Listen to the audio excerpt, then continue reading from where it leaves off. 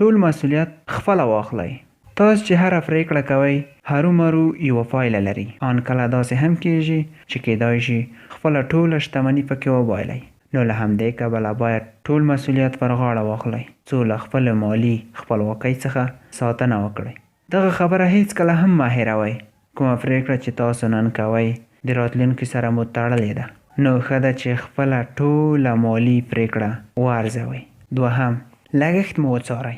موږ او تاسو په داسې نړۍ کې ژوند کوو چې ورځ تر بلې پکې لګښتونه کچه لوړېږي او اړ یو چې زیات لګښت وکړو او پیسې مصرف کړو. د ډېرو لګښتونو یا زیاتو پیسو د مصرفولو عادت به تاسو هغه خنډ وي چې مالي خپلواکۍ ته د رسېدو په لاره کې ورسره مخامخ یې. خپل ټول لګښتونه وڅارئ او مخکې له دې چې نوي شی وپلورئ له سره پرې غور او فکر وکړئ.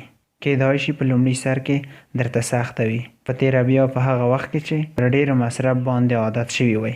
خو کله مو چې زده کړل چې څه ډول خپل مصرف کنټرول کړئ بیا نو مالي خپلواکۍ ته رسېدل درته ډېر اسانه دي. دریم، د بودیجې درلودل اړین دي.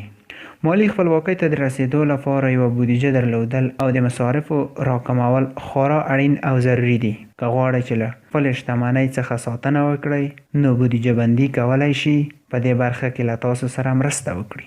څلورم، لومړی ځان ته پیسې ورکړئ. مالي خپلواکۍ ته د رسېدو یو تر ټولو کلیدي تمرین دا دی چې لومړی د ځان لپاره کار وکړئ. مخکې له دې چې پیسې په بانک کې وساتئ لومړی د ځان لپاره پرې کاروبار پیل کړئ. په دې کار سره به مو دوې لاسته راوړنې ولرئ. لومړی دا چې شتمن بشئ او دوهم دا چې بیرته به فکر ته نه ورګرځئ. کوم پیسې مو چې نن سپما کړي دي سبا پرې پانګونه کولی شئ.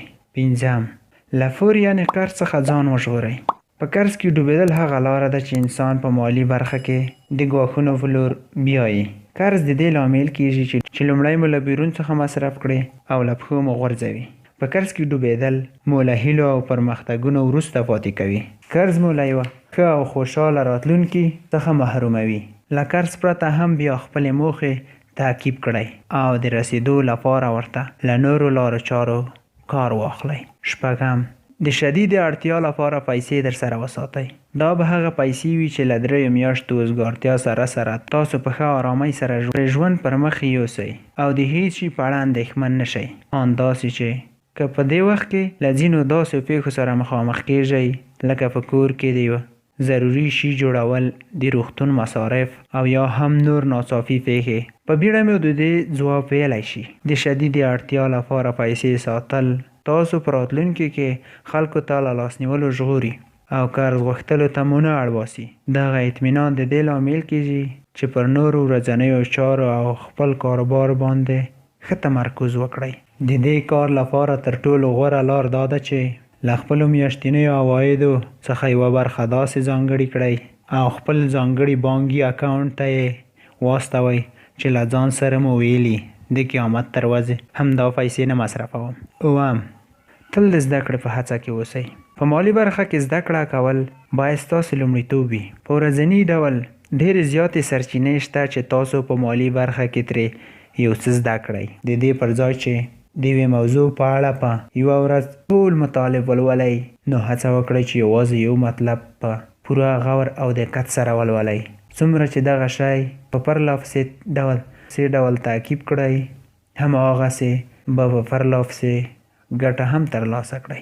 اتم، مشخصه او شفافه موخه ولرئ. که تاسو مشخصه او شفافه موخه ونه لرئ نو پر دې پوه شئ چې مالي خپلواکۍ ته مو تر اوسه پورې هیڅ لاره نه ده ټاکلې او دا به تاسو لپاره ډېره سخته وي که غواړئ د ځان لپاره نوی کاروبار پیل کړئ. ښه ډېر فکر پرې وکړئ او په دې برخه کې کار وکړئ. که غواړئ یو ښه پانګوال اوسئ نو دا زده کړئ چې څه ډول د ښو او بدو فرصتونو ترمنځ توپیر وکړئ او ژر لاس په کار شئ. کله چې تاسو مشخصه موخه ولرئ هغه بیا د خپل موجود اصل پوتنشل هم پیژندلی شئ. یوازې د موخې ټاکل او ورته کار کول مو آرام او هوسا ژوند ته رسولی شي. نهم، شبکه‌ایي مارکیټینګ. تاسو کولی شئ پر ډیرو کمو پیسو باندې د شبکه‌ایي مارکیټینګ یو شرکت جوړ کړئ.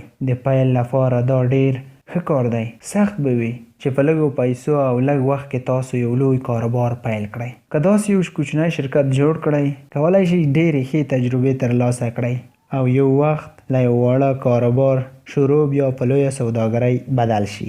البته شبکه‌ایي مارکیټینګ د مالي خپلواکۍ لپاره هم تر ټولو ښه او غوره لاره ده. تاسو کولی شئ له دې لارې ډېرې ښې پیسې ترلاسه کړئ. لسم، ژوند مو اسانه کړئ. ژوند ورځ تر بلې سختېږي. په پیسو پسې منډې وهل او د مالي موخې تعقیبول مو په ژوند کې د ځینو نورو شیانو په اړه فکر کولو ته نه پرېږدي. دغه څه د دې لامل کېږي چې انګېزه مو کمه شي او په تورو تیارو کې راګیر شئ. نو ښه ده چې ژوند مو ساده او اسانه کړي او په هر څه کې توازن په پام کې ونیسئ. مالي خپلواکۍ ته رسیدل ډېر اسانه دي. خپل منظم عاید په مهمو برخو وویشئ او په دې ډول سره کولی شئ په اسانۍ سره خپلې موخې ته ورسیږئ.